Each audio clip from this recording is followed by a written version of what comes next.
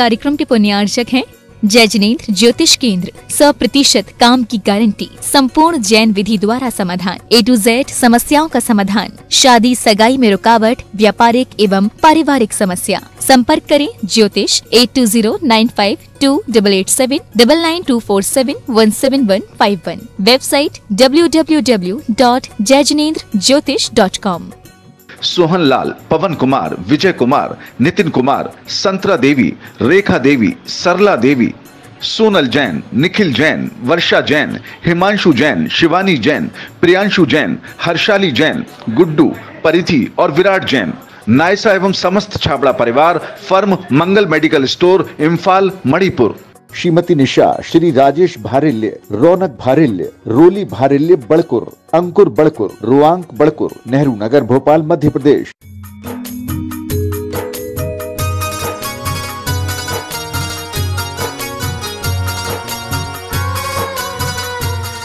जय बोलो देवादिदेव 1008 श्री भगवान महावीर स्वामी की जय जय जय। अहिंसा परमो धर्म की जय जय जय। परम पूज्य आचार्य गुरुवर श्री विद्यासागर जी महाराज की जय जय जय जय। बोलिए परम पूज्य मुनिवर श्री प्रमाण सागर जी महाराज की जय जय जय। मुनि संघ की जय जय जय। हमारे जीवन में बहुत सारी अच्छाइयाँ हैं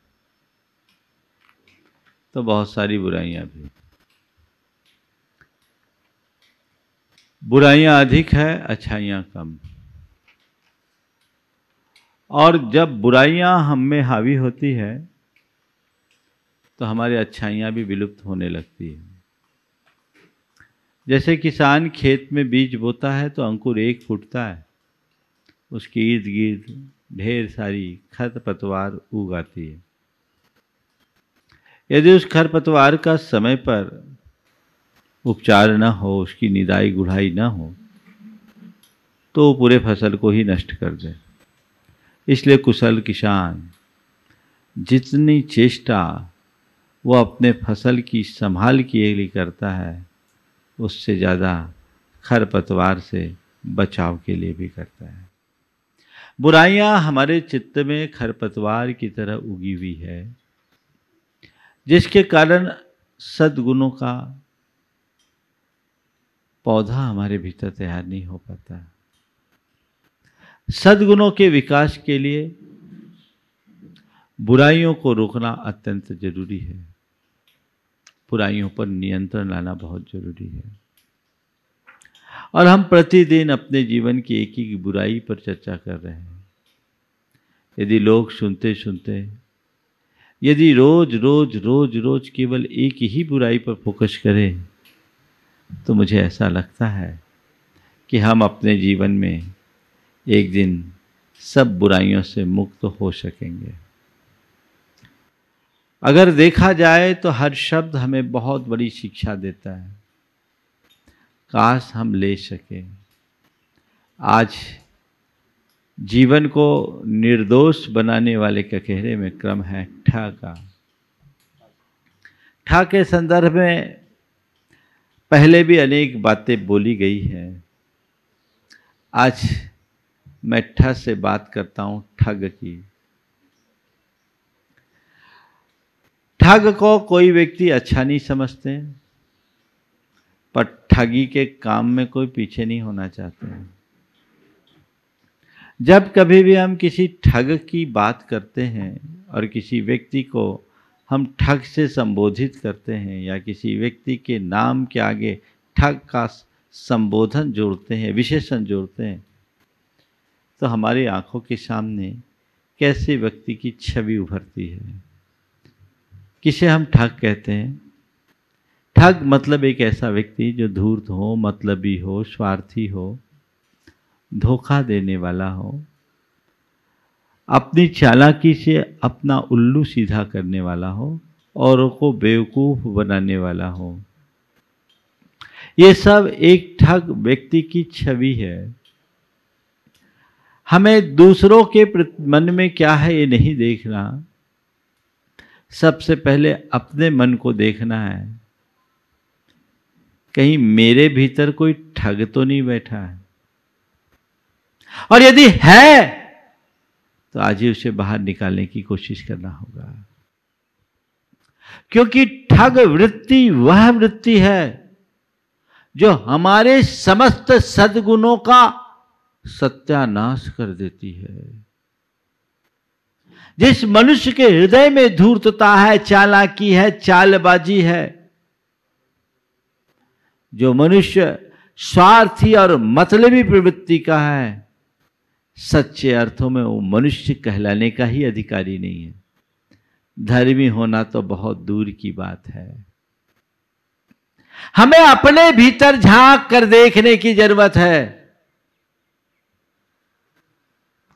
कहीं मेरे भीतर ऐसा तो कुछ नहीं है। अपनी चतुराई से दूसरों से फायदा उठाना ठग है, ठग वृत्ति है, ठगीपन है। बेवकूफ बना करके आप किसी के साथ ऐसा करते हैं तो ठग रहे हैं। ठग शब्द बहुत व्यापक है और आज मैं 4 संदर्भ में ठग की बात करूंगा। पहला, किसी व्यक्ति से अनुचित लाभ कमाना ठगीपन है, ठगना है। आपकी दुकान में कोई व्यक्ति आया, आज 100 रुपए की चीज थी, आपने 150 में पकड़ा दिया। आपने उससे 50 रुपए ठगे। ठगे कि नहीं ठगे? दिखाया कुछ, दिया कुछ, आपने उसमें ठगा। ठगे कि नहीं? आपने कोई नकली दस्तावेज बनाकर किसी की चीज हड़प ली, आपने ठगा कि नहीं? ठगा ना। अगर आपसे कोई कुछ ठगता है, आपका मन व्याकुल हो उठता है, पहले अपने मन से पूछो कि तुम्हारा मन इस बात के लिए कितना प्रतिबद्ध है कि मैं कभी किसी को ठगूंगा नहीं और मौका का बेजा फायदा उठाने की चेष्टा नहीं करूंगा। कहने को तो बात बहुत है, लेकिन बात केवल इतनी है कि जब मनुष्य के सामने मौका आता है तो कोई नहीं चूकता। सब एक दूसरे को ठगने में लगे होते हैं। और मनुष्य की दशा क्या है? देखो, स्कूल में टीचर ने क्लास में आकर बोला, कल तुम सबका ग्रुप फोटो लेना है और तुम सब लोग अपने अपने घर से 50-50 रुपये लेके आना। सब बच्चों ने सुना। एक बच्चे के मन में आया, गजब का, ये तो ठग रहे। अरे फोटो तो 20 रुपये में आ जाती है, ये 50 रुपये लेके क्या करेंगे? सबसे 30 रुपया बचाएंगे। 500 बच्चे हैं, एक एक बच्चे से 30-30 रुपया बचाएंगे तो कितना? 15,000 रुपये खड़े हो जाएंगे। ये तो ठग रहे हैं। ठीक, घर गया, अपनी मम्मी से कहता, मम्मी कल ग्रुप फोटो होना है। तो टीचर ने 100 रुपये मंगाए। 100 रुपये मंगाए। 100 रुपये में फोटो खींचती क्या? तो ठग रहा है। बोले मुझे नहीं मालूम, उनने तो 100 रुपये मंगाए। ठीक, अपने पति आए तो पति से कहती है, सुनो जी क्या? सुनो जी क्या? बोले वो बता रहा था पप्पू कि कल सबका ग्रुप फोटो खींचना, पैसे भेजने हैं। बोले भेज दो। बोले कितने भेजने हैं? बोले सबके लिए 250 रुपये आ रहे, 250 रुपया दो। अब क्या हो गया? 250 रुपये की रकम चाहिए। तुम्हें टीचर से 30 रुपया की ठगाई दिख रही है, वो बच्चा उसकी 30-50 के 100 ले रहा है और उसकी माँ, उसकी और माँ निकल गई 100 के 250 लेने की कोशिश कर रहे। कोशिश मतलब, कहने का, उदाहरण का मतलब यही है कि सब एक दूसरे को चूना लगा रहे हैं। ये ठग की प्रवृत्ति है। ये जो प्रवृत्ति है, इस प्रवृत्ति से अपने आप को बचाना। नंबर 1, ये एक प्रकार की ठग वृत्ति।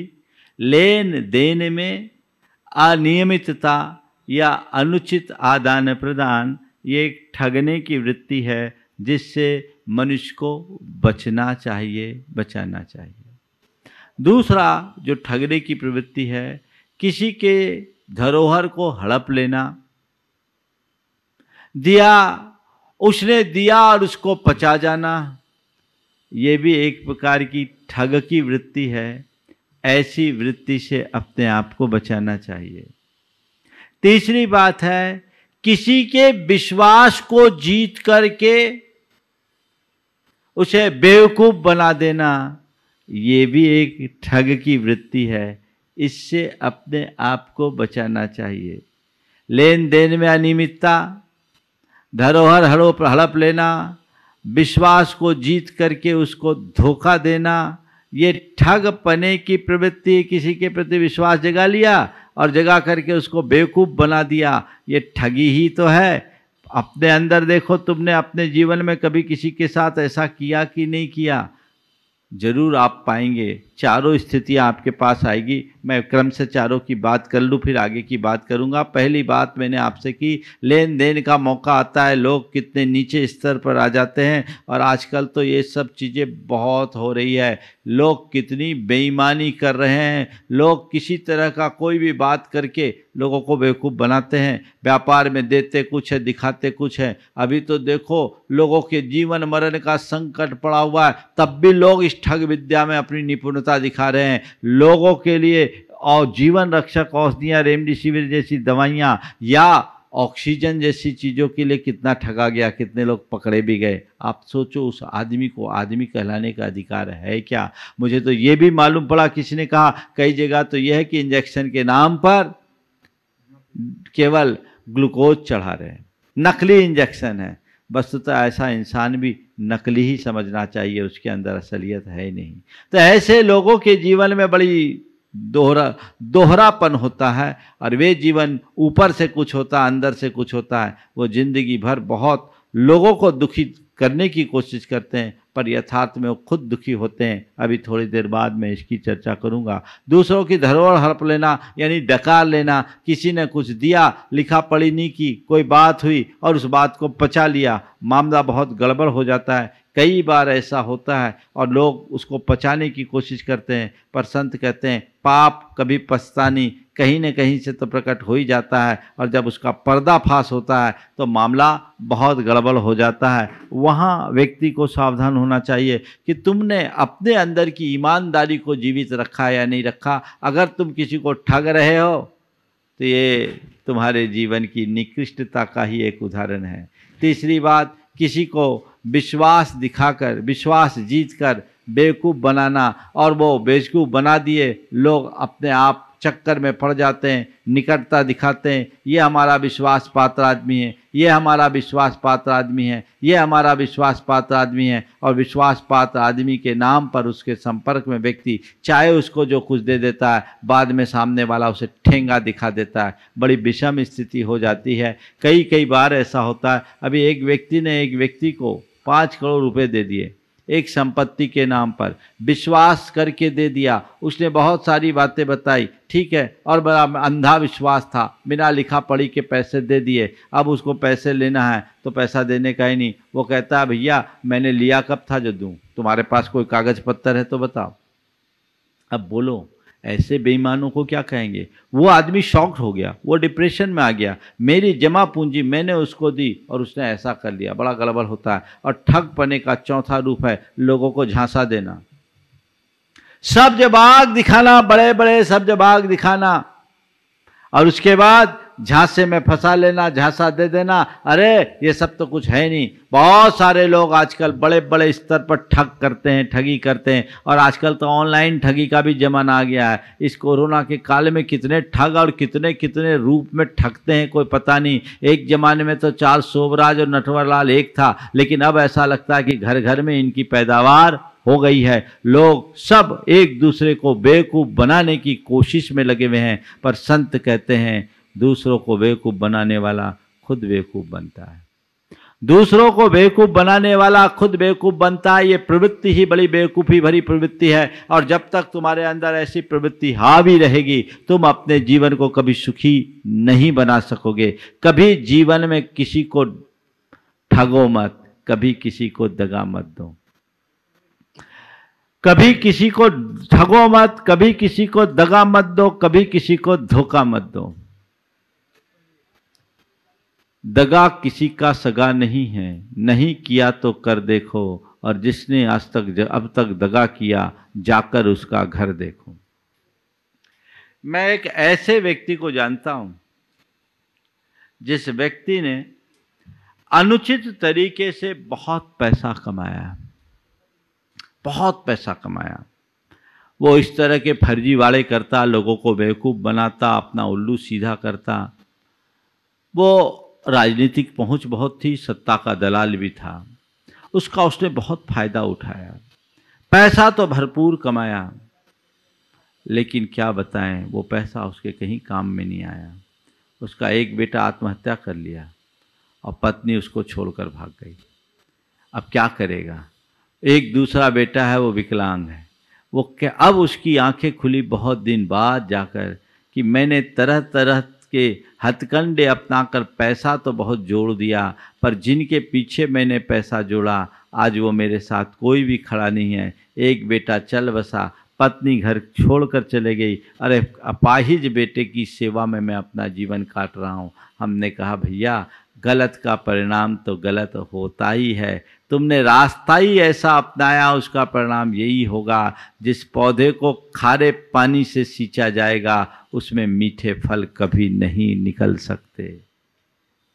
जैसा तुम्हारा जीवन होगा, जैसी तुम्हारी प्रवृत्ति होगी, तुम्हारा जीवन उसी अनुरूप बनता है। इसलिए अपने जीवन में आप एक विचारधारा बदल लेनी चाहिए और जीवन को उसी अनुरूप बनाने की कोशिश करनी चाहिए कि जीवन में कभी किसी को ठगने की कोशिश मत करो, अनुचित तरीके से लाभ उठाने का प्रयास ही कभी मत करो। ये सब शॉर्टकट है, लेकिन ये शॉर्टकट जीवन में शॉर्ट सर्किट उत्पन्न कर लेने वाला है। हमारे जीवन में ही एक ऐसा शॉर्ट प्रकट कर देने वाला है जो हमें कहीं का भी नहीं रहने देगा। इसलिए संत कहते हैं ईमानदारी और नेकी का जीवन जिए, दूसरे को ठगने की कोशिश मत करे। कदाचित तुम्हें कोई ठग दे तो उसमें कोई बुरा नहीं, पर कभी किसी दूसरे को ठगने की कोशिश मत करो।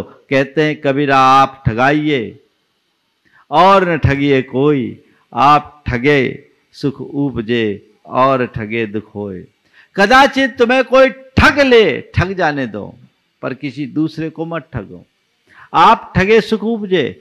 तुम अगर किसी ठगते हो तो तुम्हारे मन में एक ये हो सकता है कि थोड़े समय के लिए एक दुख हो, वो अल्पकालिक दुख तकलीफ होगी कि मेरी संपत्ति किसी ने हर लिया, मुझे किसी ने नुकसान पहुंचा दिया। लेकिन ये संपत्ति का हरण, ये नुकसान कोई बड़ा नुकसान नहीं है। यदि मनुष्य की सोच सकारात्मक है तो सब कुछ खो करके भी सब कुछ पा सकता है। उसके पास निश्चिंतता होगी और वो संतुष्टि के साथ अपना जीवन जी सकता है। लेकिन और ठगे दुख होए।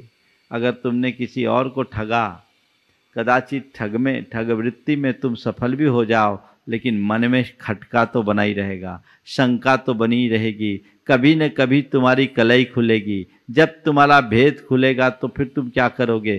किसको अपना मुंह दिखाओगे? कुछ करने लायक नहीं बचोगे, कुछ कहने लायक नहीं बचोगे। इसलिए खुद ठगा जाओ, लेकिन कभी किसी को ठगने की कोशिश मत करो। अगर तुम किसी को ठगने की कोशिश करोगे तो कल तुम भी ठगे जाओगे। ये स्थितियां हमेशा बनी रहती है, लेकिन क्या करें, लोगों की प्रवृत्ति आजकल कुछ ऐसी ही बनती जा रही है। लोग अपनी चतुराई में जीवन की सारी अच्छाई को नष्ट कर रहे हैं। संत कहते हैं सच्चाई का रास्ता अपनाओ, अच्छाई का रास्ता अपनाओ, चतुराई ऐसी मत दिखाओ जिससे जीवन में बुराई आ जाए। बुराई से अपने आप को बचाने की कोशिश करो। ठग वृत्ति एक बुराई की वृत्ति है जिससे हमें हमेशा बचना चाहिए। अब ये कोई ठगी की वृत्ति अपनाते हैं, कब करते हैं? जब मनुष्य के मन में अनावश्यक लोभ लालच आता है, स्वार्थपरता हावी हो जाती है, धूर्तता और मक्कारी से भरे लोग ठग वृत्ति का काम करते हैं। तो ये अपने जीवन में कभी नहीं आना चाहिए। लोभ लालच और अनावश्यक रूप से बहुत जल्दी सब कुछ पा लेने की वृत्ति बड़ी बुरी होती है। आजकल तो हर स्तर पर अभी लोग बोलते हैं महाराज जी अब तो साइबर क्राइम इतना बढ़ गया। मैं भोपाल में था, वहाँ एक अधिकारी थे जो साइबर सेल के प्रमुख थे। उन्होंने कहा महाराज लोग रोज रोज नए नए ऐसे ऐसे तरीके ईजाद करते हैं कि कुछ समझ में नहीं आता क्या करें। लोगों का तो पूरा का पूरा अकाउंट भी लोग हैक कर लेते हैं। ये प्रवृत्ति आजकल लोगों की बहुत बुरी तरह बढ़ रही है। इस नकारात्मक दिशा में जो अपनी बुद्धि को लगाता है, यदि उसी बुद्धि को सकारात्मक दिशा में लगा ले तो पता नहीं कहाँ से कहाँ पहुँच जाए। लेकिन इस तरह के लोभ लालच में फंसे हुए लोग, धूर्तता और मक्कारी में भरे हुए लोग, स्वार्थपरता में मतलबीपन में लीन रहने वाले लोग इसी तरह के शॉर्टकट को अपनाते हैं। और वो कैसे कैसे क्या क्या करते हैं कुछ नहीं कह सकते। मैं आपको बताऊं, सन 2009 से 2012-13 तक एक युवक, पता नहीं उसको हम लोग हमारे संपर्क में रहने वाले लोगों का नंबर कैसे मिल गया। वो युवक रोज किसी न किसी को फ़ोन करे और फ़ोन करे, बाबा जी भी उसमें उसके शिकार है। फ़ोन करता, भैया मैं गाड़ी से आ रहा हूँ और मेरी गाड़ी का यहाँ एक्सीडेंट हो गया, गांव के लोगों ने मेरा सब कुछ छीन लिया है, मेरी माँ की तबीयत खराब है। अपना नाम भी बताता, मैं नाम इस मंच से नहीं ले रहा हूँ, पर वो लोगों को इस तरीके से बोलता, भाई बहुत तकलीफ़ है, आप मुझे 5,000 रुपये प्लीज़ इस अकाउंट में डाल दीजिए तो मेरा काम हो जाएगा। और मेरा नाम ले, महाराज के दर्शन करने के लिए जा रहा हूँ, माँ का एक्सीडेंट हो गया, माँ की स्थिति बहुत सीरियस है। अब लोग तुरंत दे दे। 5,000 रुपये का कोई अमाउंट तो बड़ा ही अमाउंट नहीं है, लोग दे दे। ऐसा एक दो दिन ने एक दो बार जब ऐसी जगह बोली तो लोगों ने बोला, भाई तुम अपना लोकेशन बताओ, हम लोग देखें। तो वहाँ लोकेशन बताए नहीं, और लोकेशन बताए तो वहाँ कुछ हुआ ही नहीं। और उसके फ़ोन को ट्रेस किया लोगों ने तो देखा ये लोकेशन तो कहीं और का है, वो बंगाल का लोकेशन बताता था। लेकिन वो आदमी अच्छी ठेठ मारवाड़ी भी बोल दे और ऐसी बातें करे कि किसी को किसी न किसी प्रकार से पकड़ता रहे। शुरुआत में तो लोगों को मालूम पड़ा नहीं, लेकिन जैसे जैसे लोग सचेत हुए, लोग उससे बचने लगे। पर उस व्यक्ति की बातों को देखो, कैसा बेवकूफ़ बनाने में अपनी शक्ति लगा रहा है। इतना समय जो इस कार्य में लगा है, कितनी बार तो अपनी माँ का एक्सीडेंट करा दिया उसने चंद रुपयों के लिए। यदि यही दिमाग का इस्तेमाल व्यापार धंधे में किया होता तो शायद और अच्छा कमा सकता था, अच्छे से कमा सकता था। उसका अकाउंट डिटेल पता किया लोगों ने तो जिस अकाउंट को वो देता था उस अकाउंट में डेली 8-10 जगह से रुपया आता था। लाखों रुपया ऐसे पैदा कर रहा है। और जिन लोगों को इस तरीके से पैसा कमाने की एक बार आदत हो जाती है, फिर वो इधर उधर दूसरी तरफ काम करने की कोशिश नहीं करता। पर उसे ये पता नहीं कि ऐसा करके वो अपनी आत्मा का कितना बड़ा हनन कर रहा है, कितना नुकसान कर रहा है। उसे इस जीवन में भी भोगना पड़ेगा और भविष्य तो उसका अंधकार में है ही। इसलिए व्यक्ति को ऐसी प्रवृत्तियों से अपने आप को पूरी तरह बचाने की कोशिश करना चाहिए। न हमें ठगना है न ठगाना है। कदाचित मुझे कोई ठग ले पर मैं कभी किसी को ठगूंगा नहीं, ये दृष्टि अपने मन में जगाइए। मुझे ईमानदारी से जीना है, मुझे ईमानदारी से जीना है, मुझे नेक नियति से जीना है। मुझे कभी किसी को बेवकूफ़ बनाने की कोशिश नहीं करना है। लोग तो कई कई तरीके से बेवकूफ़ बनाते हैं और जो खुद को समझदार समझते हैं ना, दूसरों को बेवकूफ़ बनाने की कोशिश में कभी कभी खुद ही बेवकूफ़ बन जाते हैं। दूसरों को समझदार बनाने की कोशिश में सब कभी कभी खुद बेवकूफ़ बन जाते हैं और बड़ी मुश्किल हो जाती है। ऐसी स्थिति में तो कभी कभी बड़ी हास्यास्पद स्थिति बन जाती है। एक आदमी अपने आप को ज़्यादा समझदार समझता था, गांव से शहर जा रहा था। गांव के लोगों ने कहा, देख भाई तू गांव जा रहा है, शहर जा रहा है, शहर के लोग बहुत होशियार होते हैं, हर किसी को बेवकूफ़ बना के ठग लेते हैं, तो तुम थोड़ा सतर्क होकर रहना। शहर के लोग बड़े होशियार होते हैं, तुम जाओ तो थोड़ा सतर्क रहना, वहाँ कोई भी कुछ करेगा। एक तो तुम बाजार में जाओ तो कुछ भी खरीदो तो सब भाव दूना लगाते हैं, थोड़ा होशियारी से खरीदना। वो गया, उसको छाता लेना था। उसने पूछा, भाई ये छाता कितने में दोगे? बोले 100 रुपया। बोले 50 में दोगे? 50 में दोगे? बोले 50 तो बहुत कम है, हम 80 में दे देंगे। बोले 80 नहीं, 40 में दोगे? बोले 40 में? 40 में कहाँ से बनेगा भैया? ठीक है आप कह रहे हो तो 60 में दे देंगे, मैं 30 में लूंगा। बोले 100 की चीज कोई 30 में मिलती है क्या? ऐसा करो मैं 50 में दे देता हूं। 50 में नहीं, मैं तो 25 में लूंगा। बोले ऐसा है तो तुम फ्री में ही क्यों नहीं ले जाते? ऐसा है तो तुम फ्री में ही क्यों नहीं ले जाते? बोले फ्री में भी दोगे तो एक नहीं दो लूंगा, क्योंकि तुम शहर वाले हो, बहुत बेवकूफ़ बनाते हो। हम तुम्हारे बेवकूफ़ी की चाल में नहीं फंसते। वही आदमी गया, एक बिल्डिंग को देख रहा था, और बिल्डिंग को देख रहा था गाँव, तो शहर का एक युवक था, वो समझ गया ये नया आदमी मल्टी स्टोरी को देख रहा है। क्यों जी, तुम्हें पता नहीं है यहाँ बिल्डिंग देखने के पैसे लगते हैं? 20 मंजिला बिल्डिंग थी। बोले तुम्हें पता नहीं कि इस बिल्डिंग को देखने के बहुत पैसे लगते हैं? बोले पैसे लगते हैं तो क्या हुआ? बोले बताओ कितने मंजिल देखी तुमने? हर मंजिल के 5-5 रुपये लगेंगे। उसने धीरे से कहा मैंने 5 मंजिल देखे। बोले 25 रुपये निकालो। वो 25 रुपया दिया, और जब गांव में लौटा बोला अरे मैंने तो बहुत सबको मजा चखा दिया, पूरे शहर वाले को बता दिया गांव वालों में कितनी जान है। बोले क्या हुआ? बोले मैंने 20 मंजिल देखी और 5 मंजिल के पैसे दिए। अब उसको क्या बोलोगे? 5 मंजिल के पैसे दिए, 20। वो सोच रहा है मैंने सामने वाले को ठग लिया, बेवकूफ बनाया, पर खुद ही ठगे गए हो। यहां बचना चाहिए। तो ठगने में जिस मनुष्य के अंदर लोभ लालच की वृत्ति, धूर्तता, स्वार्थपरता बहुत तेजी से बनी रहती, मतलबीपन भरा रहता है, वो व्यक्ति उतना ज़्यादा ठग वृत्ति का आदी होता है। कुछ लोगों का ऐसा स्वभाव ही बन जाता है। ऐसे मनुष्य अपने जीवन का कभी उत्थान नहीं कर सकते। अब सवाल है ठगी किसकी? जो ठगाता है वो कौन है? जो लालची होता है, अंधविश्वासी होता है, वो दूसरों के ठगी का शिकार होता है। बहुत सारे लोग दूसरों की बातों में आ जाते हैं। कब आते हैं?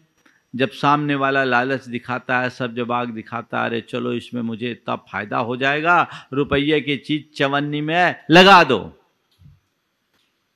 और लगाने के बाद पूरी तरह फिर हाल बेहाल हो जाता है। कई लोग आए दिन आप लोग अखबारों में पढ़ते होंगे, समाचारों में सुनते होंगे, किसी ने किसी को नौकरी दिलाने के बहाने में झांसा देकर पैसा ठग लिया, किसी ने किसी को कोई कंपनी में जोड़ने के लिए ठग लिया। और आजकल तो बहुत सारी ऐसी कंपनियां पैदा हो जाती हैं जो ऊंचे ब्याज देने का सब्ज बाग दिखाती है, अपना जाल फैलाती है, और फिर करोड़ों रुपया आस पास के इलाके से ऐंठ कर रफू चक्कर हो जाती है। कई लोगों के साथ है। तो ये ठग की वृत्ति है, और ठगने वाले बड़े चतुर होते हैं, और चतुर होने के कारण वो अपना बड़ा हिसाब किताब से काम करते हैं। ऐसी प्रवृत्ति से बचिए। लालच जब तक होगा आप ठगी के शिकार बनेंगे, इसमें कोई संशय नहीं। जिस व्यक्ति के मन में लालच, वो ठगी का शिकार बनता ही है। एक व्यक्ति के विषय में मैंने सुना, मुझे किसी ने सुनाया था, नाम नहीं ले रहा हूँ, कि एक बड़े प्रवक्ता थे संत के रूप में। उनका उपदेश बहुत अच्छा होता था, हजारों लोग उनको सुनते थे। उनके पास एक भक्त आया, और भक्त आया और पहले दिन उसने उनके चरणों में 10,000 रुपये रख दिए। बोले कुछ नहीं माँ गुरुदेव, आपके चरणों में ये थोड़ी सी भेंट है। ठीक। फिर 2 दिन बाद फिर आया, अब की बार 50,000 रुपये दे गया। 50,000 रुपये दिए। जब ये तो अपना परम भक्त है। बोले क्या? बस गुरुदेव आपके दर्शन करके जाता हूँ, मेरा दिन मंगल हो जाता है, तो मुझे लगता है कि कुछ तो आपके चरणों में रखना चाहिए, मेरी तुच्छ भेंट है। फिर 3-4 दिन बाद वो आया, और अब की बार लाख रुपया दे गया। 10,000, 50,000, 1 लाख। 1 लाख रुपया दे के गया। तो अब की बार उस व्यक्ति के प्रति संत के मन में कुछ जिज्ञासा जगी कि आसामी बड़ा दिखता, भक्त अच्छा, उसको अकेले में बुलाया। पूछा भैया तुम इतना इतना सब देखे जाते हो, क्या करते हो? बोले कुछ नहीं महाराज, आपका दर्शन मेरे लिए बहुत शुभ होता है। बोले क्या है तुम करते हो? बोले मैं सटोरिया हूँ, सटोरिया हूँ, आपके दर्शन करके जाता हूँ, और जिस दिन आपके दर्शन करके जाता हूं मैं बहुत कमाता हूं, और मैंने तय कर लिया जितना कमाऊंगा उसका 10% आपको, जितना कमाऊंगा उसका 10% आपको। तो ईमानदारी से मैं 10% आपको दे जाता हूं। महाराज आपकी कृपा है, बस आप ऐसे ही रोज दर्शन देते जाइए, मैं कमाता जाऊं। अब क्या हुआ, उसके मन में लालच आ गया। पैसा उसके पास भी था, उसने बोला भाई देखो, एक तुम अपना रुपया लगाते हो, मेरा रुपया लगा लोगे? बोले महाराज आप दे दो तो कोई दिक्कत नहीं, आप जो दोगे मैं लगा दूंगा। उन्होंने पहले दिन 1 लाख रुपया दिया, जो लास्ट दिन दिया बोले 1 लाख रुपया को लगा देना। वो दूसरे दिन आया और 10 लाख रुपया दे गया, 10 लाख रुपया दे गया। अरे वो तो बड़ा प्रफुल्लित हुआ कि गजब, 1 लाख के 10 लाख, अगर मैं अपने इतने रुपये रखे क्या काम के, इसको पकड़ा दूं तो मेरे तो बारे न्यारे हो जाएंगे। उसके मन में भरोसा आया, लालच तो था ही, 1 करोड़ रुपया दे दिया, ये लगा देना। वो 1 करोड़ रुपया लेकर गया, आज तक लौट के नहीं आया। 10,60,000 में 1 करोड़ ऐंठ लिया। कौन फंसा? लालच फंसाता है। अपने मन को पलटो, कैसे कई बार तुमने लालच में फंसकर दूसरों के ठगी के शिकार हुए। तो ये लालच की वृत्ति पर नियंत्रण रखो। कई बार लोग रुपये की चीज चवन्नी में लेने के चक्कर में वो चवन्नी भी मिटा देते हैं, कुछ भी नहीं बचता, हाथ में ही कुछ नहीं होता। इसलिए कहते हैं लालच बुरी बला है। ऐसी लालच से अपने आप को बचाओ, मन में कभी हावी मत होने दो। जो भी चीजें, एक सिद्धांत बना लो कि अनुचित तरीके से कोई चीज लेंगे नहीं और अनुचित दाम में कोई चीज लेंगे नहीं। यदि अनुचित दाम में मिल रहा है, भले वो कम दाम दिख रहा है, तो समझ लो दाल में काला है। पहले पूरी तरह तहकीकात करो फिर करो। बहुत सारे लोग, अभी मैं एक स्थान पर था, एक आदमी ने आकर के अपनी व्यथा कही। उसने अपने रिटायरमेंट के बाद जो कुछ भी उनको प्रोविडेंट फंड का पैसा मिला, ग्रेच्युटी मिली, सब एक व्यक्ति को दे दिया। वो एक बिल्डर था। उस बिल्डर को उसने अपनी जमा पूंजी कुल 60 लाख रुपए थी, पेंशन मिलना नहीं था। जमा पूंजी की जो बची राशि थी 60 लाख रुपया दे दिया। ये सोच करके दिया कि उस आदमी ने कहा था कि हम आपको 3% ब्याज देंगे। उसने हिसाब लगाया, 1,80,000 रुपया महीना मेरे हाथ में आएगा और मैं आराम से अपनी जिंदगी काट लूंगा और साधु संतों की शरण में रहूंगा, धर्म ध्यान में कोई बाधा नहीं होगी। उसने बहुत सारी बातें बताई, मेरा इतना बड़ा बड़ा प्रोजेक्ट है, ये प्रोजेक्ट है, वो प्रोजेक्ट है, आप ये रुपया हमको दे रहे हैं, ये हमारे बिजनेस में लगेगा, हम इससे कई गुना कमाएंगे, इसलिए आपको हम 3% के इंटरेस्ट पे दे रहे हैं। दे तो दिया,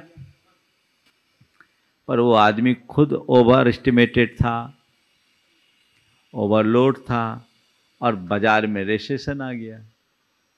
अब पैसा दे कहाँ? बाद में मालूम पड़ा उस आदमी पर 80 करोड़ का कर्जा चढ़ा था। जो व्यक्ति मार्केट से 80 करोड़ लिया हुआ, वो किसी का देगा कैसे? उसकी जो संपत्ति थी वो सब मिलाकर के 15 से 20 करोड़ के अंदर की थी। अब वो 80 करोड़ देना कहाँ? वो आदमी अपना माथा पकड़ लिया, महाराज मेरा तो सब चला गया, अब मैं क्या करूंगा? हमने कहा बाबा जी बनो, और क्या करोगे?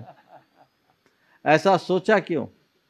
तुमने दिया क्यों था? बोले महाराज लालच में दे दिए, सोचा अच्छा ब्याज मिलेगा, काम कर लेंगे। हमने कहा यही तो हम लोग रोज कहते हैं, लालच बुरी बला है। सही जगह इन्वेस्टमेंट किया होता तो तुम ऐसे शिकार नहीं होते। उसने ठगा है, ये भले आप न मानो, लेकिन उसकी स्थिति ऐसी बन गई, तुमने उसको ठगने की कोशिश की। ये समझ लो क्यों ज्यादा के चक्कर में पड़े, और ऐसी जगह दो क्यों?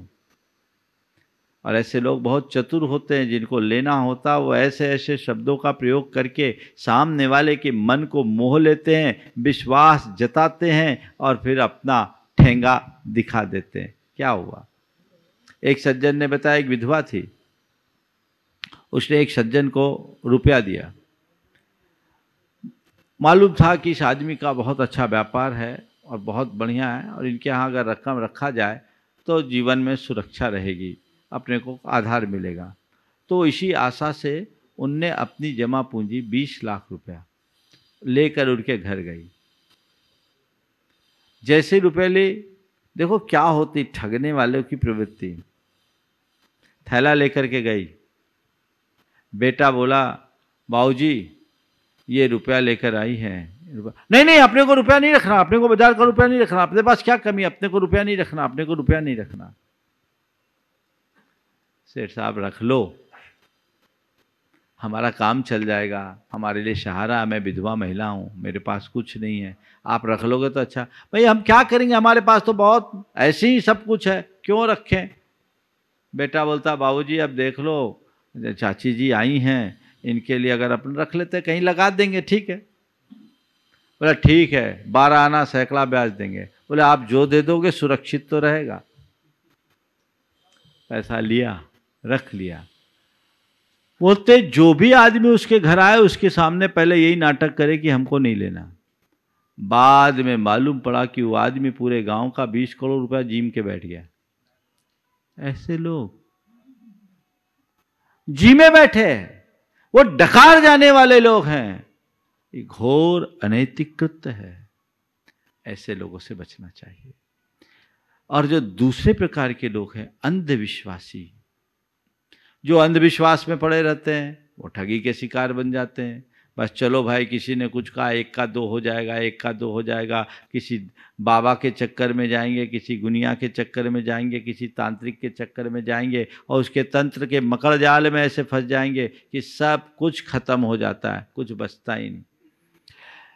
एक परिवार मेरे पास अभी भी जुड़ा हुआ है। एक परिवार की दशा देखो, ठगी का शिकार इंसान कैसे होता है। परिवार का बहुत अच्छा व्यापार था, स्थान का नाम नहीं बता रहा हूँ, काफ़ी अच्छा कारोबार था, डेयरी उद्योग से जुड़े हुए थे, डेयरी उत्पाद से जुड़े हुए थे। वो एक व्यक्ति के चक्कर में पड़ गए। वो बहुत बड़ा ठग था, इसका उनको पता नहीं था, पर वो उनको जो कुछ बोलता गया वो करते गए। शुरुआत में कुछ लाभ हुआ तो उन पर भरोसा हो गया, उनने यहाँ इन्वेस्ट कर दो, वहाँ इन्वेस्ट कर दो, ऐसा कर दो, वैसा कर दो, और वो जो बोला सो इनने किया। और बोलते बोलते उस आदमी के मकड़ जाल में ऐसा फंसा कि ओवर एस्टिमेट इन्वेस्टमेंट हो गया। उस परिवार की दशा ये हो गई कि रातों रात घर छोड़कर भागना पड़ा। 10 करोड़ रुपए की लायबिलिटी। 3 भाई, तीनों अब कहाँ भागे, घर छोड़ा, जो कुछ है वहाँ बाजार में कुछ देने की स्थिति नहीं बची उनकी, हालत खराब। तीनों भाई अलग अलग भागे। उनमें से एक भाई मेरे पास आया, बहुत पुरानी बात है, 20 साल पुरानी। एक भाई मेरे पास आया, अपनी व्यथा कथा सुनाई। महाराज जी, मन तो होता आत्महत्या कर लेने का, लेकिन ऐसा लगता है कि आत्महत्या करेंगे तो बाल बच्चों का क्या होगा। आप बताइए, हमारे साथ ऐसा ऐसा हो गया, हम क्या करें। हम बोले क्या हुआ, क्यों किया। उसने बताया, उस व्यक्ति ने हम लोगों से जैसा जैसा बोला, हम लोगों ने वैसा वैसा इन्वेस्टमेंट करते गए। बाद में महाराज वो ठेंगा दिखा दिया। आज वो कहाँ उसका कोई पता नहीं, पर बाजार में हमारी स्थिति ऐसी हो गई कि हम किसी को मुंह दिखाने लायक नहीं बचे। हम बोले भाई, तुम उनके चक्कर में पड़े क्यों। साधु का काम साधु करे, वो व्यापारी बनेगा तो जरूर कुछ ना कुछ गड़बड़ होगा, तुमने ऐसा किया क्यों था। फिर मैंने उसे समझाया। वो अपने रिलेटिव के यहाँ गया। हमने उसको धर्म ध्यान करने के लिए कहा कि संकट की घड़ी में नमोकार मंत्र की विशेष आराधना करो, भगवान का अभिषेक पूजन करो, ये अशुभ कर्म का उदय अभी तुम्हारे सामने आया, इससे सीख लो। थोड़े दिन किसी के यहाँ नौकरी करो। उस व्यक्ति ने नौकरी किया, संयोग से उसके जीजा जी ने उसको सपोर्ट किया, नौकरी किया, और नौकरी करने के बाद 3-4 साल में उस व्यक्ति ने अपना काम शुरू कर दिया, आज फिर से खड़ा हो गया है। ये एक उसकी अच्छी स्थिति है। लेकिन ऐसे लोग जब ऐसे लोगों के ठगी के शिकार बनते हैं तो बड़ा गड़बड़ होता है। इसलिए कहते हैं कभी किसी को ठगने की कोशिश मत करो, क्योंकि तुम ठगोगे तो सब ठगे जाएंगे। और कई बार ऐसा होता है, आजकल बहुत लोग एक दूसरे के ठगी के शिकार होते हैं। एक बार किसी ने कहा, भैया साड़ू भाई की क्या परिभाषा। साड़ू भाई की क्या परिभाषा। वे लोग जो दो लोग जो एक दूसरे के ठगी के शिकार बने, समझ लो साड़ू भाई है। जो दूसरों के ठगी के शिकार बने वो साड़ू भाई। कई बार ऐसा होता है, लोग दूसरे को ठगने की कोशिश करते हैं। एक व्यक्ति ने, सरल चित्त व्यक्ति को अपना खेत बेचा। खेत में कुआं भी था, तो अब कुआं था, उस कुआं से पानी लेने लगा तो उसको होशियारी समझ में आई। बोला भैया, हाँ कुआं था, कुआं में पानी था, पानी के बिना खेती कैसे हो।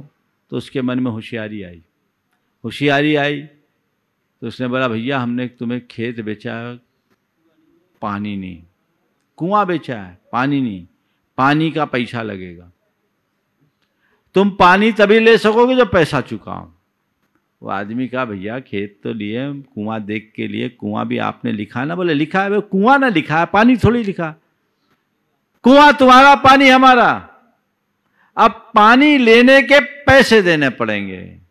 बड़ा परेशान, पूरी खेती खराब हो जाए बिना पानी के, अब क्या करे? वो अपने मित्र के पास गया और उसका मित्र एक वकील था। बोला चलो मैं देखता हूँ। गया, क्या माजरा है? बोला तुमने अपना कुआं बेचा कि नहीं? बोले हाँ, जमीन के साथ कुआं बेचा है। तो कुआं इनका? बोले हाँ कुआं इनका। पानी? बोले पानी हमारा है। बोले ठीक है, एक काम करो, कुआं हमारा पानी तुम्हारा, तो मेरे कुएं में तुम्हारा पानी कैसे? तुम पानी रखे हो तो जल्दी कुआं खाली करो, अपना पानी ले जाओ, नहीं तो पानी किराया लगेगा। जल्दी अपना पानी निकालो, नहीं तो पानी का किराया लगेगा। और ध्यान रखना, हमारी जमीन में तुम्हारा एक बूंद पानी नहीं गिरना चाहिए। अब वो क्या करे? समझ में आ गया, हाथ जोड़े, भले भैया प्राण छोड़ो, हमें समझ में आ गया कि शेर को सवा शेर मिलता है। बचना चाहिए, ऐसी प्रवृत्ति से अपने आप को बचाएं। ठग की वृत्ति से जो बचता है वही जीवन में सुखी होता है। ऐसे अनैतिक आचार और विचार जब तक हमारे मन में पलते रहेंगे, हम जीवन में कभी सुख समृद्धि को प्राप्त नहीं कर सकेंगे।